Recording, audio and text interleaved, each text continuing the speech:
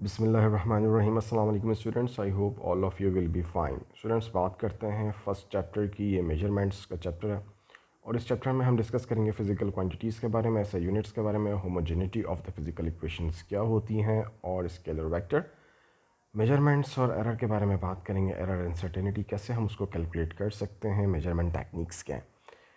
अच्छा guys, first of all physical quantity क्या होती है? In short you can say that any quantity which can be measured is called the physical quantity. Her quantity जिसको आप major कर सकते हैं वो फिजिकल क्वांटिटी है। उसके यूनिट्स होने चाहिए, उसका मैग्नीट्यूड होना चाहिए और मेजरेबल होनी चाहिए। बहुत सारी फिजिकल क्वांटिटी जिनको आप मेजर कर सकते हैं। स्पीड मेजर कर सकते हैं, आप वॉल्यूम मेजर कर सकते हैं, you can measure the current as well. इसके अलावा एस्टिमेटिंग द फिजिकल क्वांटिटीज़। अच्छा, उसमें जब आप एस्टिमेट करते हैं तो फिज़िकल क्वांटिटीज़ के हम कुछ एस्टिमेशंस हैं जो स्टूडेंट्स को प्रेफर करते हैं कि वो याद रखें। जैसे for example diameter of an atom है, और you should know about the diameter is 10⁻⁻10 metre है। Wavelength of the ultraviolet light है, या हमारे पास इलेक्ट्रोमैग्नेटिक वेव्स की जो रीजन है उस रीजन की जो वेवलेंथ है आपको मालूम होनी चाहिए। ठीक है, जैसे 10⁻10 नैनोमीटर हमारे पास दी हुई है। नैनो कितना होता है आगे प्रीफिक्सेस में आपको बताऊंगा, ये आगे आने वाले हैं। और ये प्रीफिक्सेस आपको याद होने चाहिए। हाइट्स हमारे पास नॉर्मली जो होती है वो 2 मीटर होती है। ये आपके नॉर्मल एस्टिमेशंस हैं जो आपको याद होनी चाहिए। Distance between the earth and the sun है, mass of the hydrogen atom है, एडल्ट ह्यूमन है, ये आपके पास नोट्स में अवेलेबल है। You can see here, screen पे भी आप देख सकते हैं इनको, और ये आपको याद होनी चाहिए। ठीक है जी, ये एस्टिमेटेड वैल्यूज़ कहलाती हैं। इन एस्टिमेशन वैल्यूज़ को यूज़ करते हुए आप बहुत चीज़ों को फाइंड आउट कर सकते हैं। फॉर एग्जांपल, नॉर्मल स्टेयर्स को मूव करने में एक आदमी को कितनी एनर्जी कंज्यूम करनी पड़ती है, जिसका मास 70 kg होगा। तो हाइट आपके पास नॉर्मल स्टेयर्स अगर हैं उनकी 3 मीटर है, तो 3 मीटर तक हाइट तक उसको मूव करने के लिए कितनी एनर्जी कंज्यूम करनी पड़ेगी इजीली फाइंड कर सकते हैं by using the formula potential energy का, mgh फार्मूला। बेस क्वांटिटीज़ हमारे पास जो फिज़िकल क्वांटिटीज़ हैं, जो बेसिक क्वांटिटीज़ हैं वो 7 है, और बाकी जितनी फिज़िकल क्वांटिटीज़ हैं वो 7 बेसिक क्वांटिटीज़ पर डिपेंड करती हैं। आपके फिंगर टिप्स पे होना बहुत ज़रूरी है। ये ओ लेवल्स में भी हैं और ए लेवल्स में भी इससे रिलेटेड क्वेश्चंस आपके पास आता है। ये ऐसा यूनिट्स आपके पास आपको मालूम हैं, गिवन हैं, और इनकी जो सिंबल्स हैं ये भी आपके सामने शो हुए हैं, यू कैन सी हियर। अच्छा, फर्स्ट ऑफ ऑल जब हम बात करते हैं ड्राइव यूनिट्स की, तो वो तमाम फिजिकल क्वांटिटी इनके अलावा जो है वो सारी की सारी ड्राइव क्वांटिटीज़ हैं, उनके यूनिट्स ड्राइव यूनिट्स हैं। अब अगर हम स्पीड की बात करें तो वो डिस्टेंस पर डिपेंड करती है, टाइम पे डिपेंड करती है, तो वो एक ड्राइव क्वांटिटी है, उसके यूनिट्स ड्राइव यूनिट्स होते हैं। इसी तरह हम अगर फोर्स की बात करें तो फोर्स की जो यूनिट्स हैं वो ड्राइव यूनिट्स हैं, वो मास पर डिपेंड करती है, एक्सेलरेशन पर डिपेंड करती है। न्यूटन आपके पास इक्वल होता है किलोग्राम मीटर पर सेकंड स्क्वायर के, जैसे आपके सामने लिखा हुआ है। इसी तरह जाउज, ये भी ड्राइव यूनिट है, पास्कल्स भी ड्राइव यूनिट है, लेकिन ये आपको मालूम होने चाहिए और आपको एक्सप्रेस करना आना चाहिए कि इनको आप कैसे बेसिक यूनिट्स में एक्सप्रेस कर सकते हैं। यू कैन सी हियर, ये आपके पास यूनिट दिया हुआ है। फॉर एग्जांपल ये न्यूटन है। न्यूटन आपके पास इक्वल होता है मास इंटू एक्सेलरेशन के, और मास का यूनिट आपके पास किलोग्राम होता है, एक्सेलरेशन मीटर पर सेकंड स्क्वायर है। तो कंबाइंड यूनिट आपके पास जो बेस यूनिट की फॉर्म में एक्सप्रेस करेंगे दैट इज़ kg/m²। इसी तरह से जाउज आपके पास kg/m²s−2 आ जाएगा। एनर्जी के यूनिट्स और वर्क के यूनिट एक होते हैं, तो आप वर्क डन जहाँ पे हो वहाँ भी kg/m⁻²s−2 लिख सकते हैं। इसी तरह से पास्कल्स आपके पास जो प्रेशर का यूनिट है, फोर्स ओवर एरिया है, तो आप फोर्स को जब एरिया से डिवाइड करेंगे तो आपके पास ये यूनिट्स आ जाएंगे।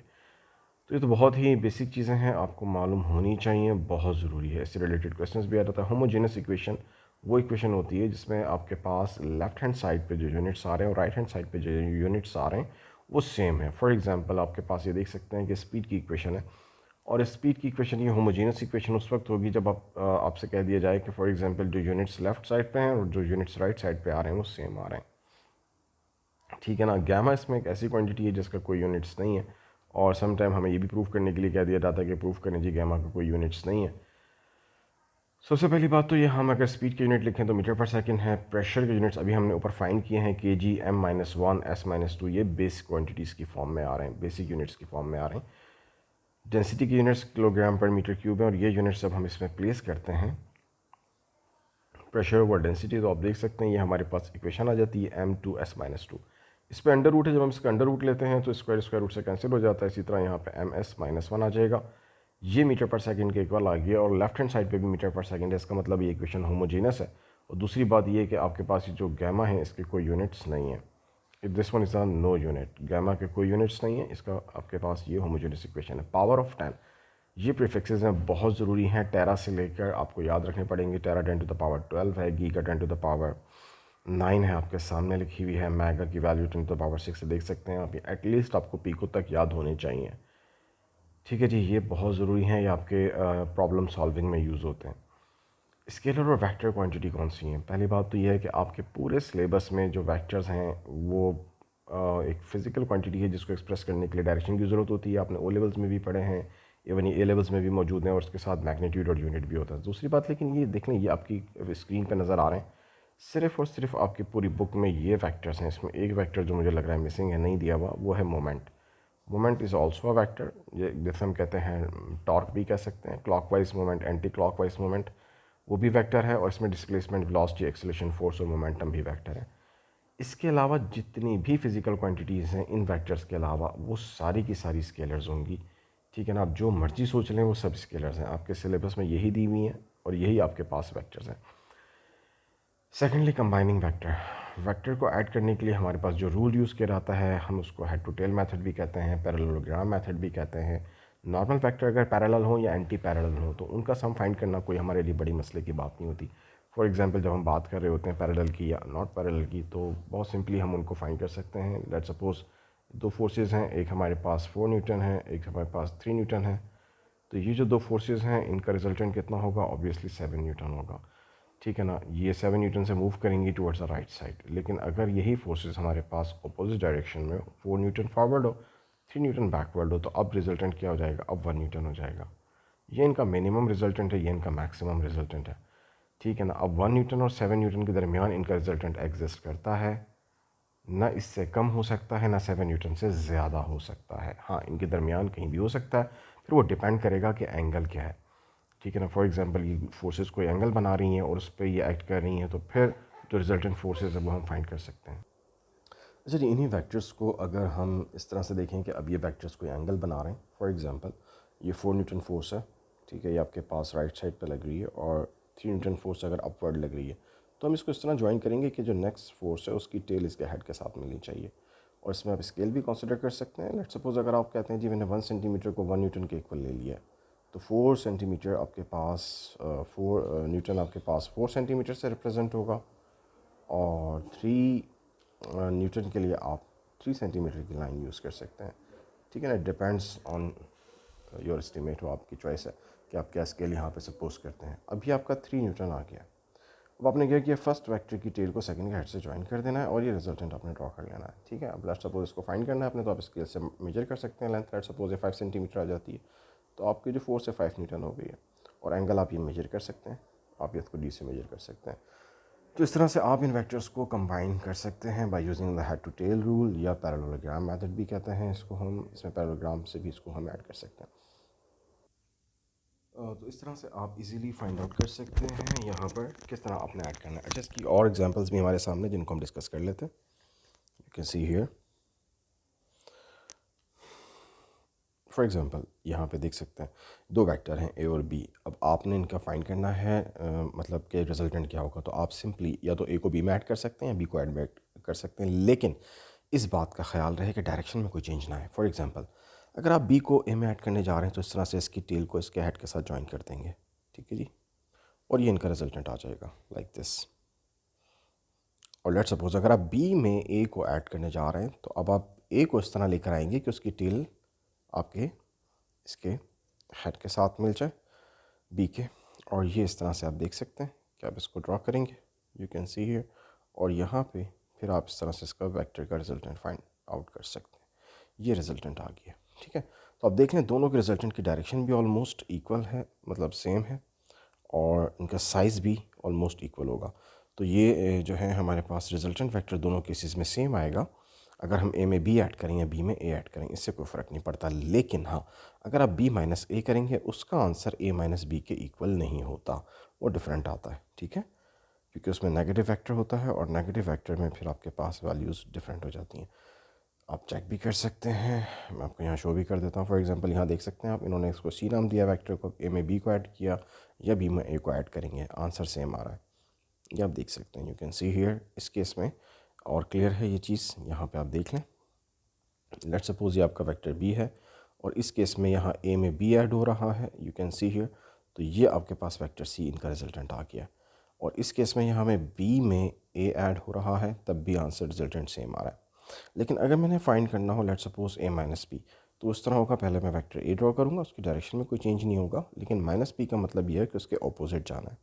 तो ये आपने यहाँ पे इस तरह से माइनस बी वैक्टर उसका नेगेटिव हो जाएगा, ऑपोजिट हो जाएगी डायरेक्शन उसकी, ये माइनस बी वैक्टर है जो बी के बिल्कुल ऑपोजिट डायरेक्शन में है, और ये उनका रिजल्टेंट होगा जिसको मैं डिफरेंट कलर से रिप्रेजेंट करता हूँ। लेट्स सपोज ग्रीन कलर हम इसके लिए चूज़ करते हैं। ये आपके पास this one is a resultant, ये रिजल्टेंट आ गया। ठीक है जी, इस तरह से आप रिजल्टेंट फाइंड करते हैं जब आप माइनस करेंगे। पहले आपको बी को नेगेटिव बनाया है हमने, उसके बाद ए में ऐड किया। इसी तरह से अगर हम b माइनस ए करें तो इसमें अगर आप देख सकें तो मैं अगेन इसका भी ड्रॉ कर देता हूँ। यहाँ भी देख सकते हैं आप कि अगर आप वेक्टर b पहले ड्रॉ कर लें, फॉर एग्जांपल ये आपका वेक्टर b आ गया। अब आपने माइनस ए इसमें ऐड करना है, तो माइनस ए ऐड करने का मतलब ये हुआ कि आपने ये वेक्टर माइनस ए इसके ऑपोजिट ड्रॉ किया, ए के ऑपोजिट ये माइनस ए आ गया, और इसका रिजल्टेंट अगर आप नोटिस करेंगे तो वो बिल्कुल चेंज हो गया है, वो डाउनवर्ड चला गया। जब कैसे केस में बेशक आप पीछे बैक करके देख सकते हैं कि उसमें रिजल्टेंट ऊपर की तरफ था। तो एक बात ये बहुत अच्छी तरह से माइंड में रखें कि b माइनस ए माइनस बी के कभी इक्वल नहीं होता। तीसरी एक अहम बात यहाँ पे अगर मैं आपको ये बात बताऊँ कि देखें a प्लस बी दोनों का वेक्टर c है, और इस c जो है इसके अगर मैं यानी कि मान लें कि ये दो फोर्सेस हैं a और b, और इन दोनों का जो रिजल्टेंट आ रहा है ये थर्ड फोर्स c आ रही है। अगर मैं इसको कैंसिल आउट करना चाहता हूँ या इसको मैं अगर बैलेंस करना चाहता हूँ, इन दोनों के रिजल्टेंट को कैंसिल करना चाहता हूँ, तो सी के बिल्कुल ऑपोजिट मुझे फोर्स लगानी पड़ेगी इस डायरेक्शन में, ऐसा ही है। तो फिर क्या होगा, नेट रिजल्टेंट ये इफेक्ट कैंसिल हो जाएगा, क्योंकि ये सी रिजल्टेंट था, ये उसके अपोजिट आ गया है, तो ये आपके पास इसके इन दोनों के रिजल्टेंट के इफेक्ट को कैंसिल आउट कर देगा, ये रेड लाइन जो मैंने शो किया है। और अगर मैं इस रेड लाइन को देखें आप गौर से, तो ये एक साइक्लिक फॉर्म बन चुकी है। मिसाल के तौर पे ये आपके पास वेक्टर ए था, या फिर ये वेक्टर बी है, ये आपका वेक्टर ए है, और ये वेक्टर जो रिजल्टेंट मैंने बाद में इसको सी डैश कह देते हैं, ये सी डैश है। तो ये तीनों एक साइक्लिक ऑर्डर में आ गए। तो कहीं पर भी अगर वेक्टर साइक्लिक ऑर्डर में हो तो याद रखिएगा उनका नेट इफेक्ट ज़ीरो हो जाता है। ठीक है, वो एक दूसरे के इफेक्ट को कैंसिल आउट कर रहे होते हैं। साइक्लिक में चाहे 3 हो, 4 हो, 5 हो, जहाँ भी साइक्लिक फॉर्म हो रहा हो, ये आपके पास रिजल्टेंट ज़ीरो होगा। I think this one will be clear to you guys. Second thing ये देख लें, माइनस नेगेटिव वेक्टर भी आ चुका है, और भी मैंने आपको बताया था कि जैसे आपने देखा a माइनस बी में अपवर्ड था और b माइनस ए में केस डाउनवर्ड हो चुका है। तो यहाँ पर b माइनस ए कभी भी a माइनस बी की इक्वल नहीं होता। ठीक है, यहाँ पे आप देख सकते हैं कुछ फोर्सेस दी गई हैं। हमारे पास F1 फोर्स है 4 न्यूटन की, F2 फोर्स है, you can see here 3 Newton, और इनका जो 5 न्यूटन है ये साइक्लिक ऑर्डर में आ चुकी हैं, इसलिए इनका नेट इफेक्ट ज़ीरो हो चुका है।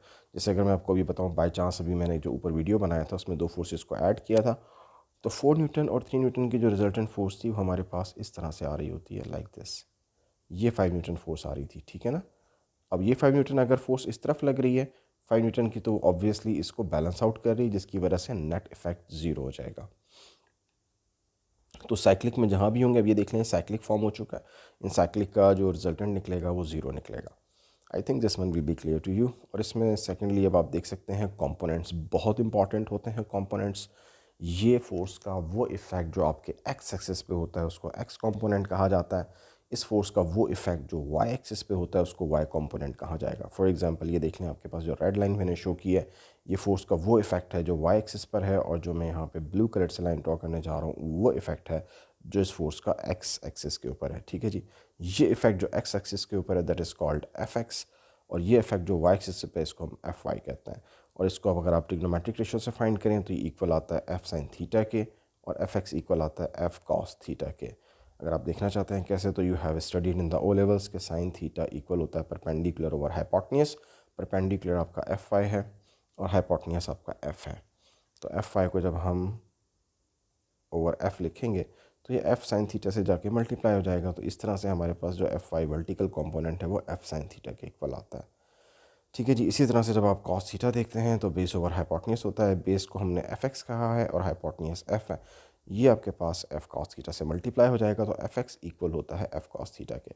जहाँ भी आपको कंपोनेंट्स फाइंड करने हो और आपको फोर्स दी हुई हो, आप ये फार्मूला यूज़ कर सकते हैं। लेकिन कभी कभी ऐसा भी होता है कि हमें कंपोनेंट्स दिए हुए होते हैं और हमें फोर्स फाइंड करनी होती है, तो भी हम कंपोनेंट्स यूज़ करके फोर्स फाइंड आउट कर सकते हैं। ठीक है, और अगर हम टेन थीटा लगाएं इसमें, तो टेन थीटा इक्वल होता है परपेंडिकुलर ओवर बेस, यानी यहाँ से परपेंडिकुलर की जगह हम Fy लिख सकते हैं और बेस की जगह हम Fx लिख सकते हैं। तो ये रिलेशन भी हमें हेल्प करता है कभी कभी कंपोनेंट्स फाइंड करने के लिए। अगर कोई समटाइम एंगल फाइंड करना हो वो भी हम फाइंड कर सकते हैं अगर हमें कंपोनेंट्स पता हैं तो ये फार्मूले बहुत इंपॉर्टेंट हैं, आपके सामने आप देख सकते हैं, ट्रिग्नोमेट्रिक रेशियो में यूज़ होते हैं। ठीक है जी, ये भी हमने बात कर ली। देन अब बात करते हैं रैंडम एंड सिस्टमैटिक एरर की। सिस्टमैटिक एरर कुछ इस तरह का एरर है जो आपके इंस्ट्रूमेंटल एरर जिसको हम कह सकते हैं इंस्ट्रूमेंट में होता है, और ज़ीरो एरर भी कह सकते हैं उसको, कि आपका इंस्ट्रूमेंट ठीक नहीं है, बार बार कोई एरर दे रहा है तो इट मीन्स कि उसमें प्रॉब्लम है। उसको ठीक करने के लिए आप ज़ीरो एरर फाइंड करते हैं, उसकी करेक्शन करते हैं। अगर वैल्यू ज़्यादा बता रहा हो तो उसको आप माइनस कर देते हैं और अगर कम बता रहा हो तो आप उसको प्लस कर देते हैं। बहरहाल एरर नेगेटिव हो या पॉजिटिव दोनों केसेस में सेपरेट किया जाता है। रैंडम एरर वो एरर है जो आपकी हैंडलिंग की वजह से हो सकता है। ठीक है, आपके जो है उसमें से इंस्ट्रूमेंट का कोई प्रॉब्लम नहीं है, आपके हैंडलिंग हो सकती है, या फिर आपका जो है हमारे पास है हम जिस एक्सपेरिमेंट को परफॉर्म कर रहे हैं उसमें कोई हम अपरेटस ठीक तरीके से सेट नहीं कर रहे हैं, ठीक है, जिसकी वजह से रैंडम एरर आ सकता है। तो इन दोनों को रैंडम एरर के लिए हम ये कर सकते हैं कि इसको हम मिनिमाइज़ करने के लिए हम ये करते हैं कि एवरेज वैल्यूज़ ले लेते हैं, एवरेज बार बार रिपीट करते हैं एक्सपेरिमेंट को और उनका एवरेज फाइंड कर लेते हैं, जिससे हमारा रैंडम एरर मिनिमाइज़ हो सकता है। ठीक है जी। समटाइम आपके जो इंस्ट्रूमेंट्स हैं, कोई एम मीटर है या वोल्ट मीटर है, वो आपको रीडिंग सही नहीं बता रहा, फ्लक्चुएट कर रहा है, तो वो भी एरर रैंडम एरर ही कहलाएगा। सिस्टमेटिक एरर के लिए तो हम उसको लाजमी सी बात है अपने इंस्ट्रूमेंट को ठीक करेंगे या फिर हम उसके एरर को फाइंड करके उसको एडजस्ट करेंगे या दोबारा से हम उसको कैलिब्रेट कर लेंगे। ठीक है, इस तरह हम सिस्टमेटिक एरर को ठीक कर सकते हैं। अच्छा, एक चीज़ होती है प्रिसीजन और एक होती है एक्यूरेसी। अब एक्यूरेसी का मतलब यह है कि एक वैल्यू है जो बहुत ही एक्यूरेट है और एक वैल्यू है जो कि प्रिसाइज़ है। प्रिसाइज़ का मतलब ये है कि वैल्यू आप जो फाइंड कर रहे हैं बार बार वही आंसर आ रहा है। मिसाल के तौर पे अगर मैं आपको ग्राफ दिखाऊं तो ये आपको एक ब्लू ग्राफ नज़र आएगा। ये बता रहा है आपको एक वैल्यू के बारे में कि एक मिसाल के तौर पे एक वैल्यू है, कोई वैल्यू फॉर एग्जांपल यहाँ पे एक वैल्यू, मैं आपको इसको स्क्रीनशॉट ले लेता हूँ फिर इसको एक्सप्लेन करते हैं। Just wait. अच्छा जी, बेसिकली जो ट्रू वैल्यू है वो कहीं ट्रू वैल्यू तो यहाँ पे कहीं एग्जिस्ट करती है, जिसको मैं सर्कल कर रहा हूँ, ये मैंने सर्कल कर दिया ट्रू वैल्यू को। ठीक है, तो आपके पास हो क्या रहा है कि ये जो ब्लू लाइन है ना, ये देखें, तो ये ब्लू लाइन आपकी एक ही वैल्यू को बता रही है। मतलब ये वैल्यू लेट सपोज ये 1 है, तो ये बार बार वैल्यू 1 आ रही है और जब भी हम परफॉर्म कर रहे हैं हमारा इंस्ट्रूमेंट हमें वो वैल्यू 1 ही बता रहा है। ठीक है, इसका मतलब ये है कि आपकी वैल्यू तो प्रिसाइज है लेकिन वो एक्यूरेट नहीं आ रही, बार बार एक ही वैल्यू। ये आमतौर पे कब हो सकता है, ये प्रॉब्लम आ सकती है जब आपके इंस्ट्रूमेंट में कोई एरर हो जिसकी वजह से आपका इंस्ट्रूमेंट हमें हमेशा रॉन्ग वैल्यू बता रहा है। ठीक है। अच्छा, दूसरी बात ये है कि ये देख लें अगर आप इसमें, तो ये प्रिसाइज कहलाएगी वैल्यू क्योंकि बार बार वैल्यू तो एक ही दे रहा है लेकिन वो एक्यूरेट नहीं दे रहा। तो हम इसको कहेंगे ये जो हमारा ब्लू ग्राफ है कि ये हमें वैल्यू प्रिसाइज बता रहा है लेकिन एक्यूरेट नहीं है। अच्छा, अब ये जो हमें रेड लाइन बता रही है ना, तो रेड लाइन एक तो हमें प्रिसाइज भी नहीं बता रही, ये भी हमें एक रेंज के अंदर वैल्यू बता रही है। ठीक है ना, यानी कि ये मिसाल के तौर पे प्रिसाइज वैल्यू भी नहीं है और एक्यूरेट वैल्यू भी नहीं है। अब दोनों चीज़ें आ गई हैं इसमें, तो इसका मतलब ये हुआ कि एक तो प्रॉब्लम इंस्ट्रूमेंट की भी हो सकती है और प्रॉब्लम बंदे की हैंडलिंग की भी हो सकती है कि वो ना तो एक्सपेरिमेंट सही तरीके से परफॉर्म कर रहा है और इंस्ट्रूमेंट के अंदर भी इशू है। तो ये इसलिए आपकी जो वैल्यू आ रही हैं इनएक्यूरेट आ रही हैं और इम्प्रिसाइज आ रही हैं। ठीक है, यानी कि क्लोज भी नहीं है, कभी ये 1 बता रहा है, कभी 2 बता रहा है, कभी 3 बता रहा है, 4 बता रहा है, और फिर ये इम्प्रिसाइज भी हैं, यानी कि क्लोज वैल्यू भी नहीं और एक्यूरेसी से भी बहुत दूर है। ठीक है जी, तो इसलिए हम इस ग्राफ में ये रीज़न भी मैंने बता दी क्या हो सकती है इसकी। अच्छा, दूसरा अगर हम ये देखते हैं, ये ब्लैक आपको नज़र आएगा, तो ये वैल्यू इसके अंदर जो ब्लैक ग्राफ आपका बना हुआ है ना, ये वाला, इसको जिसको मैं आपके सामने थोड़ा हाईलाइट भी करता हूँ, ये जो ग्राफ बना हुआ है जिसको हम आई थिंक मैं येलो कलर से हाईलाइट करने लगा हूँ, ये येलो कलर में यूज़ कर रहा हूँ, ये वाला ग्राफ जो है आपका। अब ये जो ग्राफ आपको बता रहा है वैल्यू, इसकी जो ज़्यादातर वैल्यू आई हैं मैक्सिमम, वो आपकी जो आई हैं वो एक्यूरेसी के करीब आ गई हैं। ठीक है, लेकिन प्रिसाइज़ नहीं है। प्रिसाइज इसलिए नहीं है कि वैल्यू उसने हमें 1 भी शो किया, इसने हमें कुछ वैल्यू 2 में भी शो किया, कुछ वैल्यू में 3 में भी शो किया, वो अलग बात है कि 1 वैल्यू थोड़ी सी आई है, 2 वैल्यू की क्वांटिटी जो है वो जब हमने मेजरमेंट्स किए तो वो कम मेजरमेंट्स आई। मिसाल के तौर पे 3 दफ़ा एक्सपेरिमेंट करने पर हमारे पास जो वैल्यू आती है, इसको थोड़ा सा हम डिफरेंट कलर चूज़ करते हैं, यस दिस बेटर। तो ये जो हमारे पास 1 2 3, ये 3 रीडिंग्स जो हमने जो 3 वैल्यू आ रही है, इसके नंबर ऑफ़ इंस्ट्रूमेंट्स जब हमने इसका नंबर ऑफ़ मेजरमेंट्स लिए हैं तो वो कम थी, लेकिन हमारी जो ट्रू वैल्यू 4 आई है तो वो हमारे पास जो सबसे ज़्यादा बार मेजरमेंट्स ली गई हैं इसमें यहाँ पे वो सबसे ज़्यादा बार वैल्यू जो कई दफ़ा आई है वो 4 आई है। तो हम कह सकते हैं कि ये हमारे पास एक्यूरेट वैल्यू तो दे रहा है, लेकिन हमारे पास जो वैल्यू है यहाँ पे आपके पास जो वैल्यू है इस ग्राफ में वो एक्यूरेट है बट प्रिसाइज नहीं है। लेकिन ये जो ग्रीन आपको नज़र आ रही है ना, ग्रीन ग्राफ, ये ग्रीन ग्राफ में आपकी वैल्यू 4 ही को फोकस इसने किया हुआ है, ठीक है। और ये एक ज़्यादा रेंज के अंदर नहीं गया, तो इसलिए हम कहेंगे प्रिसाइज भी है और एक्यूरेट भी है। इसने जब भी हमें रिजल्ट बताया 4 ही के बारे में बता रहा है कि ये 4 के आसपास ही है, और प्रिसाइज कहेंगे इसको और एक्यूरेट भी कहेंगे। तो इसका मतलब है यहाँ पे एक तो हैंडलिंग बहुत अच्छे से हुई है और आपका जो इंस्ट्रूमेंट है वो भी परफेक्ट है। और ये जो ग्राफ आपको शो बता रहा है एक्यूरेटली बट नॉट प्रिसाइज, तो इसमें प्रॉब्लम ये है कि आपके पास जो हैंडलिंग है तो इसमें आपने हैंडलिंग अच्छे तरीके से नहीं की, जिसकी वजह से इतना रिजल्ट प्रिसाइज नहीं आ रहा। तो इसमें आप एवरेज लेके फाइंड आउट कर सकते हैं, ठीक है जी। लेकिन जो ग्रीन लाइन थी उसमें आपकी हैंडलिंग भी बहुत अच्छी हुई है। I hope this one will be clear to you with the proper reason. मैंने आपको सारे बता दिए हैं, इसमें एक एक रीज़न को डिस्कस कर लिया है। आई think this one will be clear. तो ये एक डॉट डायग्राम कहलाती है हमारे पास, और ये भी हमें एक आइडिया देती है जैसे कि पहला ग्राफ अगर आप देखें तो एक्यूरेट भी है और प्रिसाइज भी है, ठीक है ना। अब दूसरे ग्राफ को अगर आप देखें तो इसमें हम कह सकते हैं कि ये ज़्यादातर डॉट्स जो हैं वो हमें एक्यूरेट मिल रहे हैं, लेकिन वो प्रिसाइज इतने नहीं हैं, थोड़ा सा बिखरे हुए हैं, ठीक है। अब ये आप फोर्थ अगर आप ये देखते हैं ये वाला डायग्राम, तो इसमें आपको नज़र आएगा कि वैल्यू प्रिसाइज हैं लेकिन एक्यूरेसी से बहुत दूर है, ठीक है। ये इंस्ट्रूमेंटल ही एरर की वजह से, जैसे मैंने आपको बताया। और यहाँ पर देखें तो ना तो वैल्यू प्रिसाइज हैं और ना ही एक्यूरेट हैं, ठीक है ना। मतलब ना आप इंस्ट्रूमेंट भी ठीक नहीं है और प्रॉब्लम आपके पास उसमें भी आ रही है, लाइक हैंडलिंग में भी आ रही है, ठीक है जी। तो ये इस तरह की चीज़ें अब आपको क्लियर हो जानी चाहिए। ये बहुत अच्छे तरीके से आपको एक्सप्लेन कर दी गई हैं। जहाँ एक्यूरेट एंड प्रिसाइज है यहाँ पे हैंडलिंग भी बहुत अच्छे तरीके से हुई है और इंस्ट्रूमेंट भी आपका ठीक है। जहाँ एक्यूरेट है बट नॉट प्रिसाइज है, यहाँ हैंडलिंग का आपका इशू हो सकता है, और अगर आप इस हैंडलिंग को ओवरकम करें, अपने एक्सपेरिमेंट को सही तरीके से परफॉर्म करें, तो आप एक्यूरेट वैल्यू की तरफ जा सकते हैं।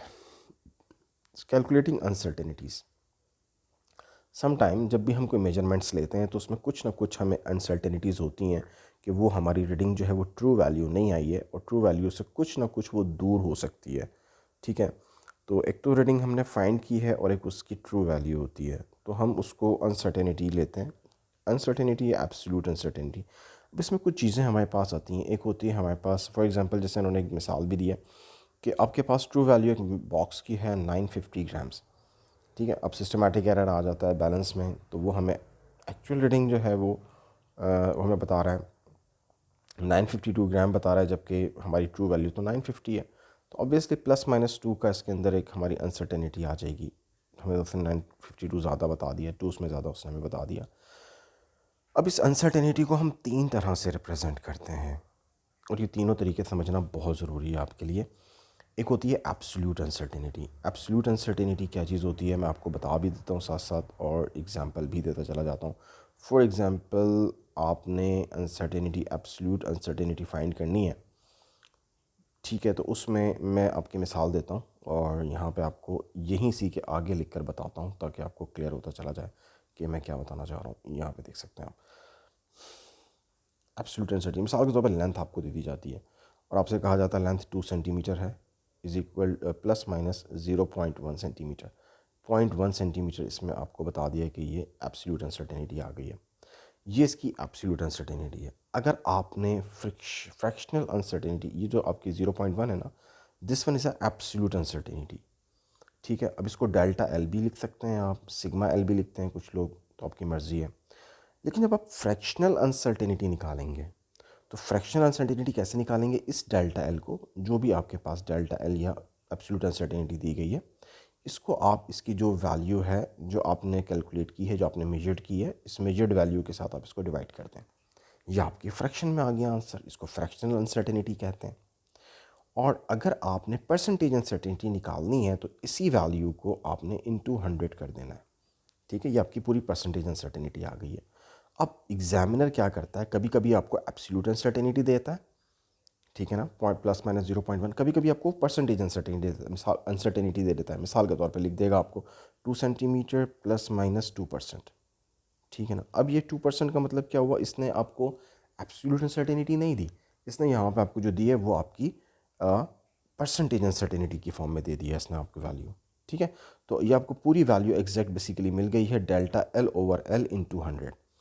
ठीक है, ये पूरी जिसे हम कह सकते हैं परसेंटेज अनसर्टेनिटी की जगह हम इस डायरेक्ट पूरी वैल्यू को पुट कर सकते हैं।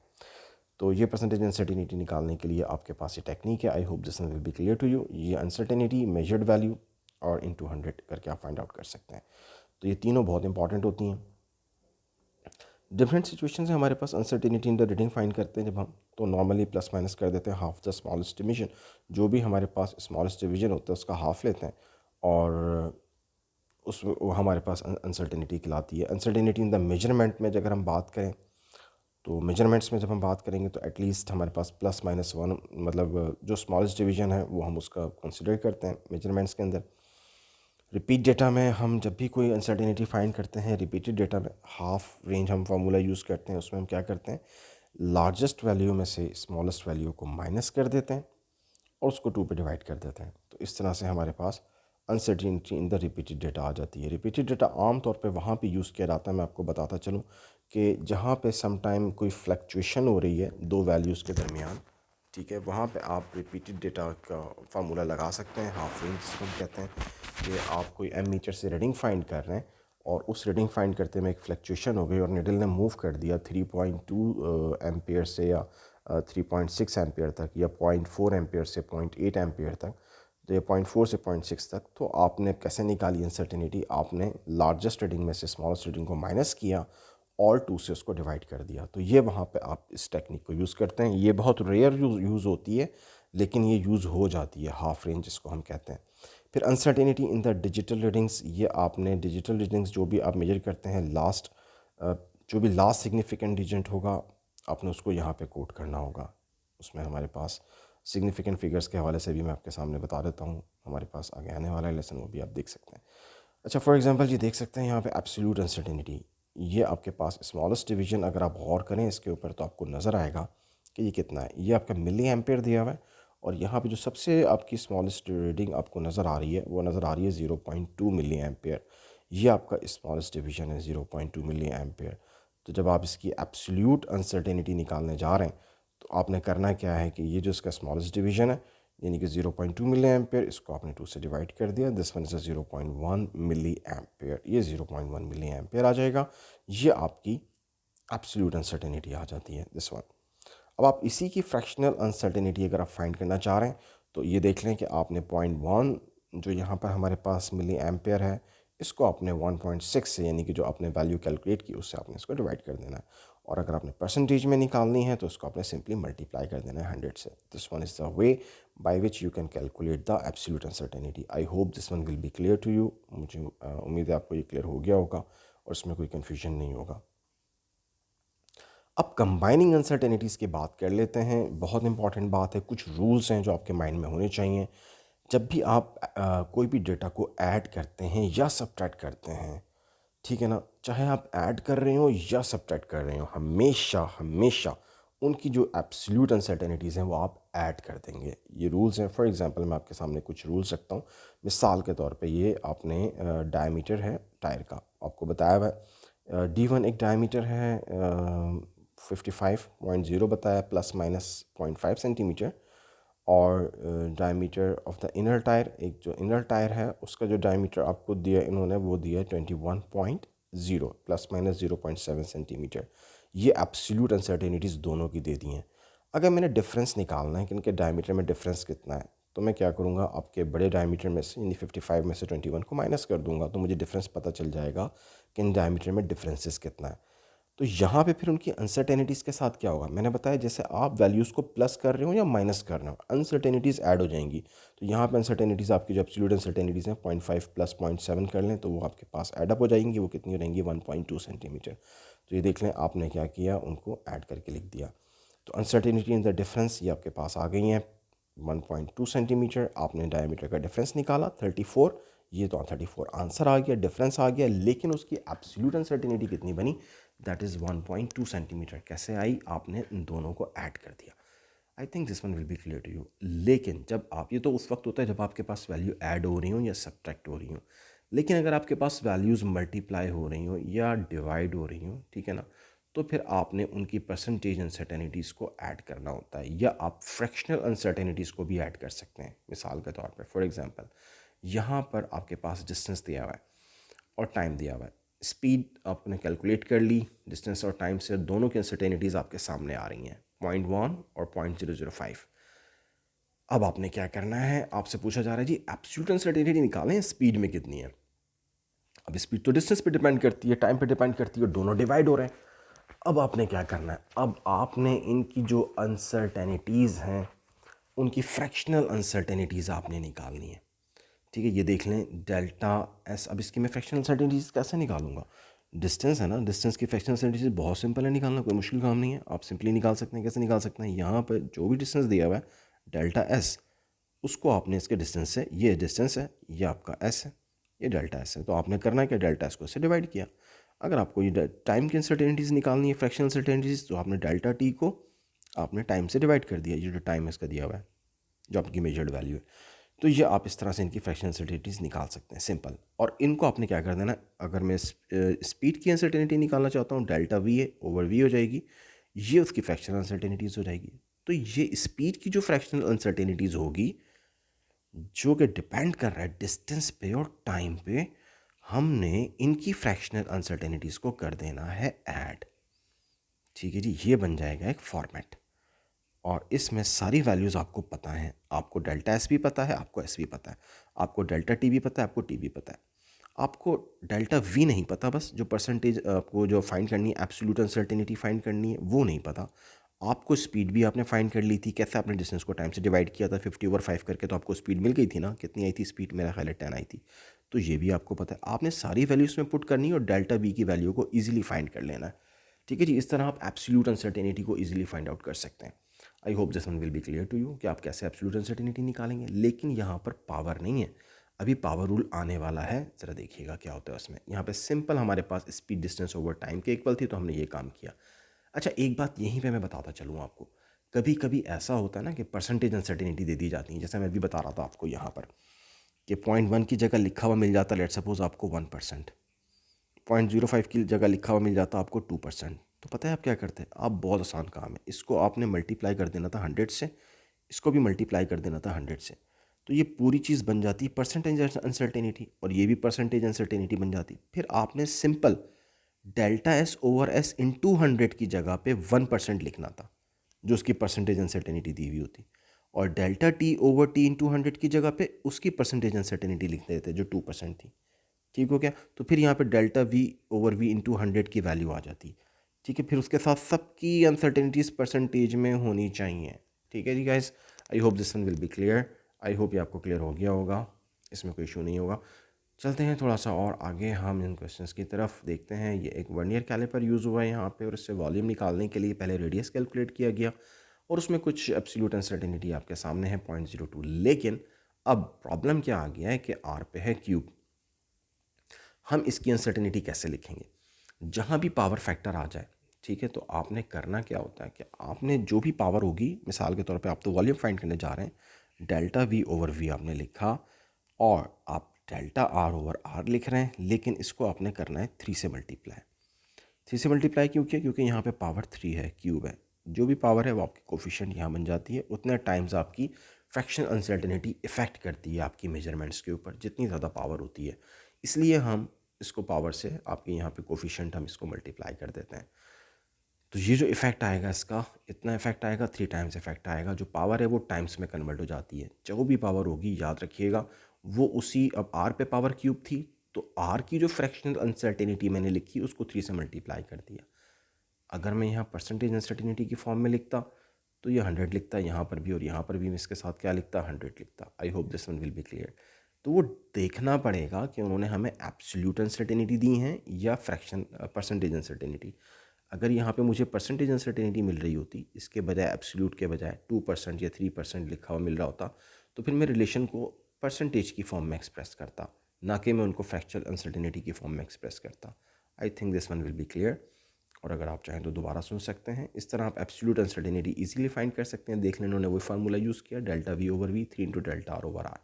डेल्टा आर आपकी एब्सोल्यूट अनसर्टेनिटी थी जो आपको गिवन है क्वेश्चन के अंदर, आप देख भी सकते हैं यहाँ पे दी हुई थी और आपने उसको यूज़ करते हुए यहाँ पे पुट किया और इजीली फाइंड आउट कर लिया। आर आपने पुट किया इसमें डेल्टा वी ओवर वी की वैल्यू, डेल्टा वी आपने फाइंड करना था, वी आपको ऑलरेडी पता था, आपने इजीली इन वैल्यूज़ को पुट करके देख सकते हैं पीछे से वॉल्यूम 65.5 यूज़ हुआ यहाँ पे और इसको यूज़ करते हुए डेल्टा वी फाइंड कर लिया, दैट इज़ 1.57 सेंटीमीटर क्यूब। और अगर ये पूछ लें कि भाई परसेंटेज अनसर्टेनिटी बताएं तो वो भी कोई मसला नहीं है, हम आसानी से बता सकते हैं। ये जो 1.57 आया है इसको आप सिंपल इसके वॉल्यूम से डिवाइड कीजिए और 100 से मल्टीप्लाई कर दें तो आपके पास आंसर परसेंटेज अनसर्टेनिटी की फॉर्म में आ जाता है। आई think this one will be clear. ये आपको क्लियर हो गया होगा, इसमें कोई प्रॉब्लम नहीं होगा। ठीक है जी। मेजरमेंट टेक्निक्स की अगर हम बात करें तो कुछ कॉमन इंस्ट्रूमेंट्स हमारे पास यूज्ड होते हैं, जैसे कि मीटर रूल है, बैलेंस है, ठीक है ना, प्रोटेक्टर है, स्टॉप वॉच है, एमीटर है, वोल्ट मीटर है, ये सब आप जानते हैं कहाँ कहाँ पे कौन कौन सा इंस्ट्रूमेंट्स यहाँ पे यूज़ किया जाता है। ठीक है जी।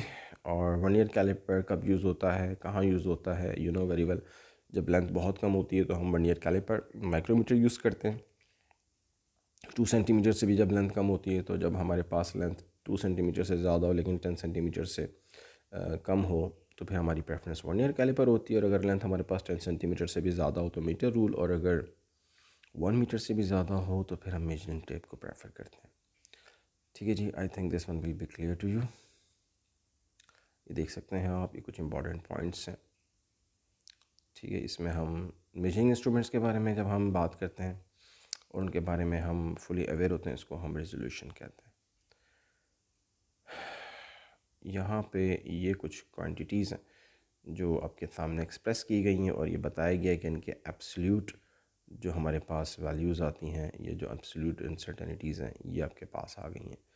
ठीक है जी। ये माइक्रोमीटर दिया हुआ है आपके सामने, ये मास दिया हुआ है, एंगल दिए हुए हैं। ठीक है, you can see here least count जो आप देख लें, ये जैसे रेजोल्यूशन है 0.01 मीटर, आपकी 0.01 मिलीमीटर तक मेजर कर सकती हैं। यहाँ पे इसको आप यूज़ कर सकते हैं मेजर करने के लिए।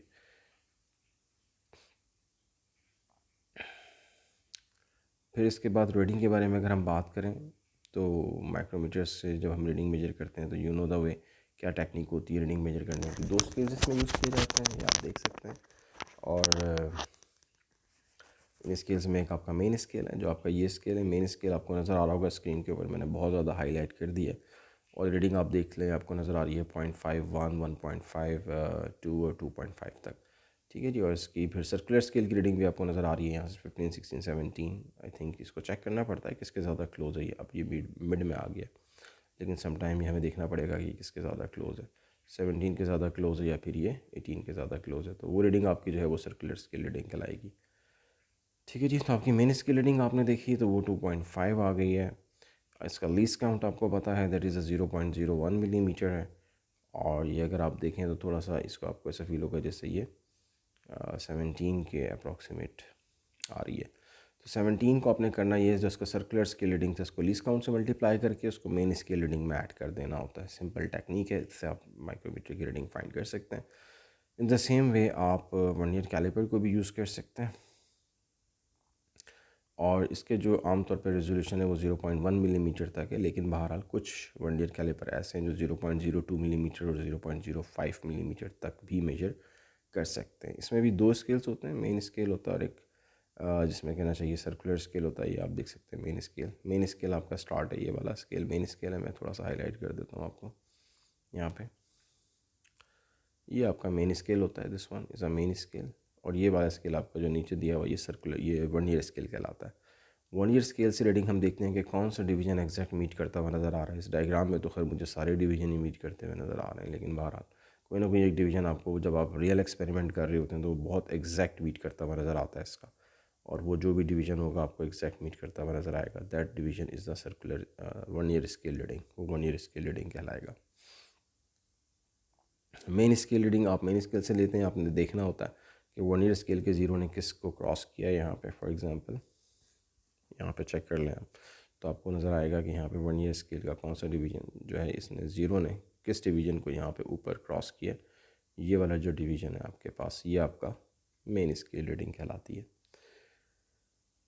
ये रीडिंग्स आप यूज़ करके इजीली फाइंड कर सकते हैं। फॉर एग्जांपल जैसे इस केस में उन्होंने यहाँ पे कुछ शो करने की कोशिश की है हमें। हाँ, यहाँ पे कुछ क्लियर है। ये आप देखें तो ज़ीरो ने आपको नज़र आएगा कि 1.1, 1.2, 1.3 को क्रॉस किया है। तो हम कह सकते हैं इसका जो मेन स्केल रीडिंग है वो 1.3 या 13.3 मिलीमीटर कहलाई जाएगी।